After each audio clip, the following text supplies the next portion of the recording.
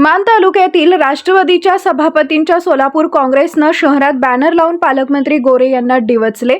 सातारा आणि सोलापूर जिल्ह्यातील राजकीय द्वंद्व याबाबत ही बातमी आपला आवाज न्यूजवरती सविस्तर पाहू।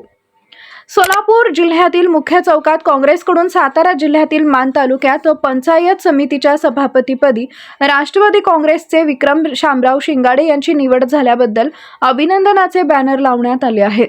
या बॅनरच्या माध्यमातून जिल्ह्याचे पालकमंत्री जयकुमार गोरे यांना डिवचण्याचा प्रयत्न झाल्याची चर्चा सोलापूर शहरात रंगली आहे।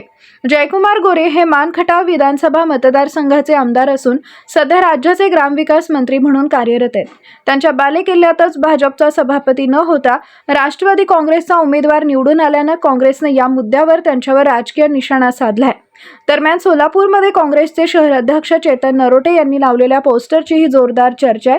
7 रस्ता परिसरात लावण्यात आलेल्या या पोस्टरमध्ये अपनी ताकद पर इतना घमंड मत करना, समय आपसे भी बड़ा बलवान होता है असा संदेश देत अप्रत्यक्षपणे सत्ताधाऱ्यांना इशारा देण्यात आलाय। सोलापूर जिल्हा परिषदेत नुकतीच भाजपची सत्ता स्थापन झाल्यानंतर या पोस्टरमुळे राजकीय वातावरण अधिकच तापलंय। भाजप आणि काँग्रेसमधील पोस्टर वॉरमुळे आणि आगामी काळात राजकीय आरोप प्रत्यारोप आणखी तीव्र होण्याची शक्यता व्यक्त केली जाते। न्यूजसाठी संदीप जठार, गोंदवले।